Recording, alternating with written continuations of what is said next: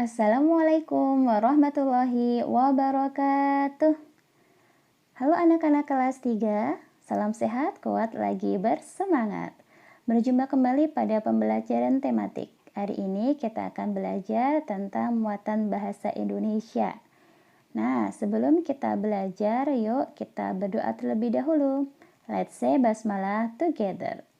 Bismillahirrahmanirrahim. Oke, masih ingatkah kalian kemarin kita sudah belajar apa?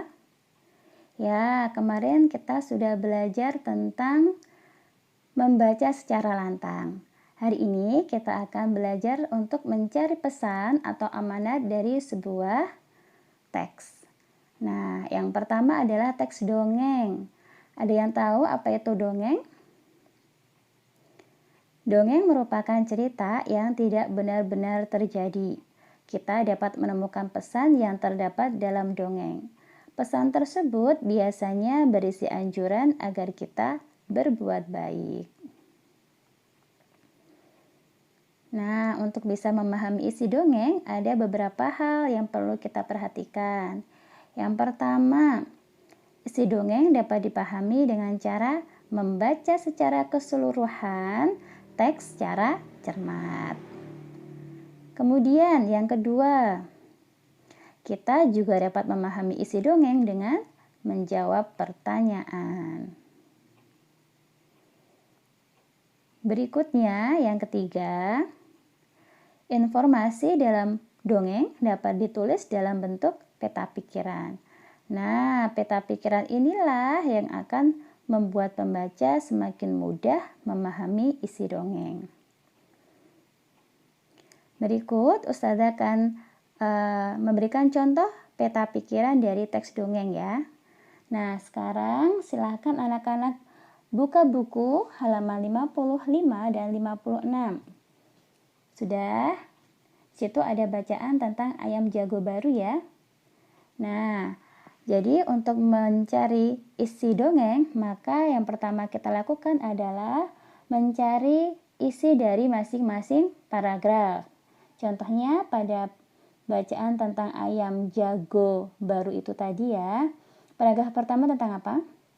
Ya, ayam jago di sebuah dusun.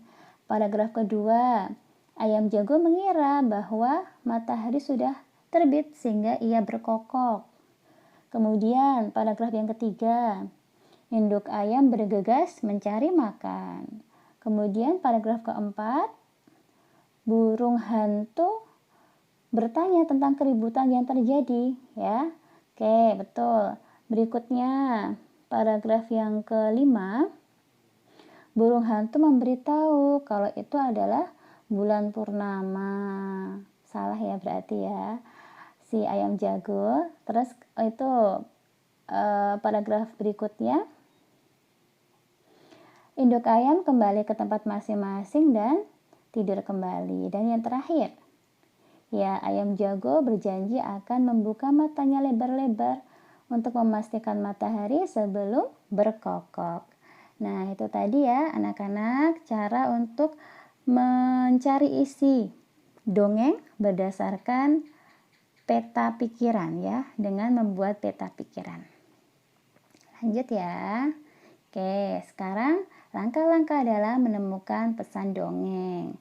Yang pertama, baca baca dongeng dengan seksama. Kemudian yang kedua, pahami isi dongeng. Yang ketiga adalah temukan pesan yang tersirat. Kalau dalam bacaan ayam jago baru tadi, apa pesannya? Ya, harus memastikan benar-benar ya apa yang dilihat, kemudian baru bertindak. Kalau dalam cerita tadi adalah ayam jago harus benar-benar memastikan bahwa itu adalah matahari yang sudah terbit, baru ia berkokok. Berikutnya adalah menemukan pesan dari fabel. Apa itu fabel? Fabel adalah cerita tentang hewan. Nah, fabel ini termasuk dalam dongeng ya, karena tidak benar-benar terjadi. Namun demikian, biasanya terdapat pesan-pesan kebaikan yang ada di dalamnya. Fabel memiliki latar dan alur seperti halnya dengan dongeng yang lainnya. Nah, kita bisa membaca secara seksama untuk menemukan amanat dari fabel tersebut, di mana amanat tersebut dapat kita ceritakan kepada orang lain. Ketika kita menyampaikan fabel, kita bisa dengan menuliskannya atau dengan bermain peran. Nah, ada hal-hal yang harus diperhatikan ketika akan memperagakan fabel. Yang pertama, catatlah unsur-unsur yang ada. Kemudian, pahami temanya apa, alurnya bagaimana, dan tokohnya itu bagaimana. Jadi, kenali dulu tokohnya. Kemudian, yang ketiga, berlatihlah dengan baik sehingga mempermudah penonton dalam memahami pesan yang ingin disampaikan. Nah, selain itu kita bisa juga menyampaikan pesan dari dongeng bergambar ya. Dalam dongeng biasanya disertai dengan gambar-gambar. Gambar-gambar tersebut diberikan agar pembaca lebih memahami isi dongeng. Pembaca pun akan lebih mudah menemukan pesan dari dongeng tersebut. Coba sekarang perhatikan ya urutan gambar berikut. Gambar yang pertama. Nah, ini ada kakek bertemu dengan harimau besar dan harimau kecil.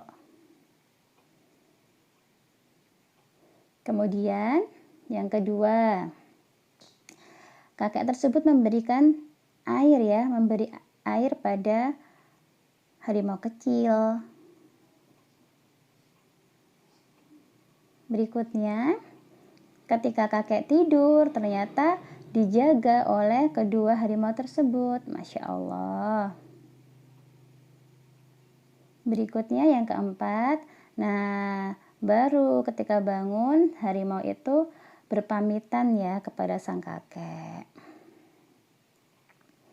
Nah, kalau misalnya kita perhatikan, urutannya adalah seperti ini ya.